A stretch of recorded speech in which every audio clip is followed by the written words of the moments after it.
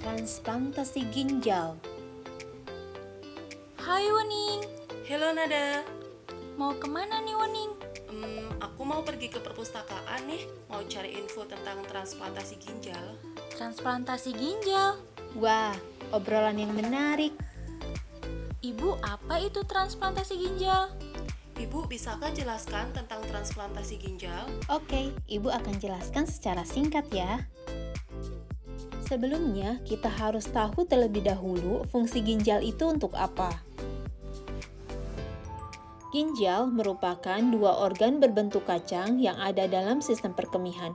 Organ ini membantu tubuh membuang limbah dalam bentuk urin. Ginjal berfungsi untuk menyaring darah dan menghilangkan produk limbah hasil dari metabolisme tubuh. Ginjal juga berfungsi menjaga keseimbangan air dan elektrolit di dalam tubuh. Lalu, apa itu transplantasi ginjal? Transplantasi ginjal.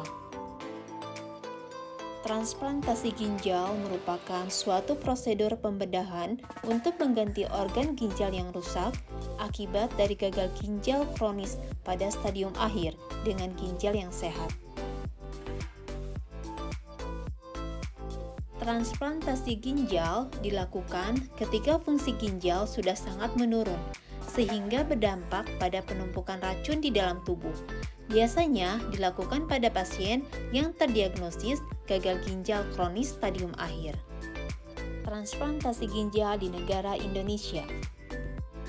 Pada tahun 2015, terdapat 21.050 kasus baru gagal ginjal. 89% diantaranya adalah stadium akhir. Terapi pengganti ginjal dapat dilakukan dengan cara hemodialisis, continuous ambulatory peritoneal dialisis atau CAPD, dan transplantasi ginjal.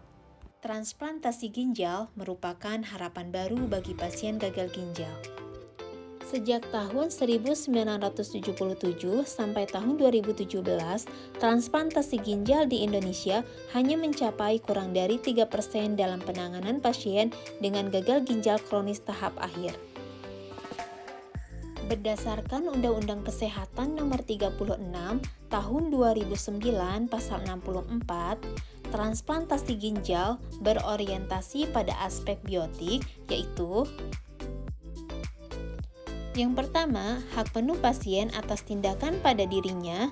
Yang kedua, dilakukan untuk kebaikan. Yang ketiga, tidak merugikan. Dan yang keempat, keadilan dan molaritas. Lalu, bagaimana alur legal transplantasi ginjal di Indonesia?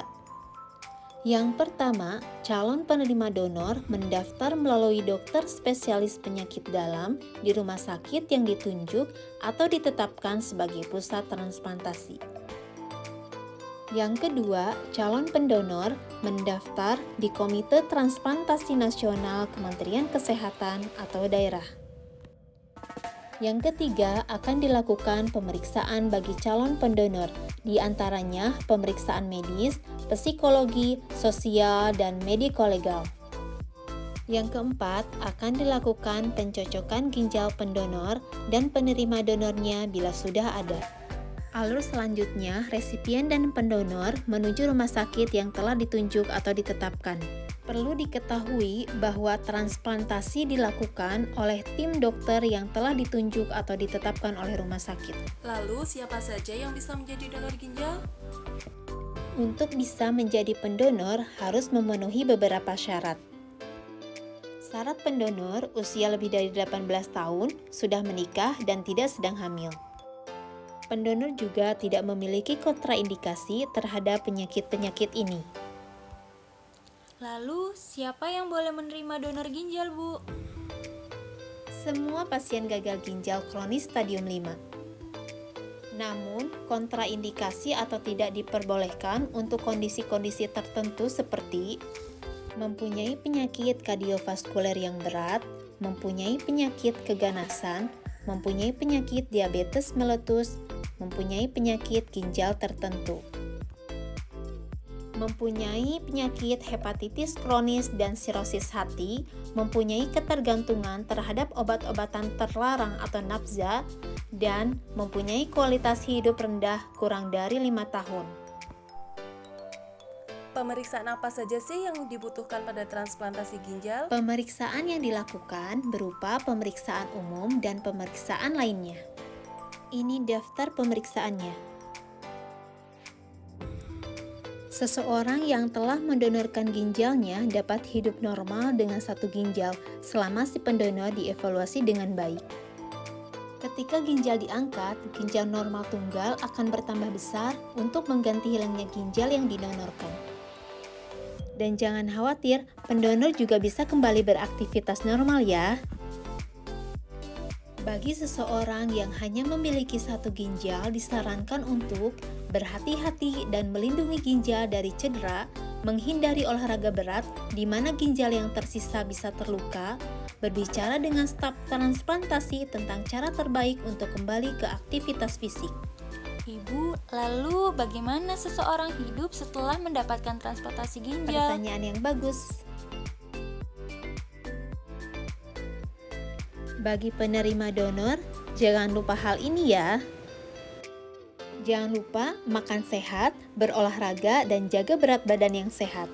Wah, info yang sangat menarik, Bu. Apa aku juga bisa jadi pendonor ginjal, Bu? Oh, tentu bisa. Kita semua bisa menjadi pendonor bila memenuhi persyaratan sebagai pendonor dan mengikuti alurnya. Perlu kita maknai, transplantasi ginjal bukan hanya memberi harapan baru dalam hidup, tetapi juga memberikan kesempatan untuk hidup secara lebih bermakna. Terima kasih.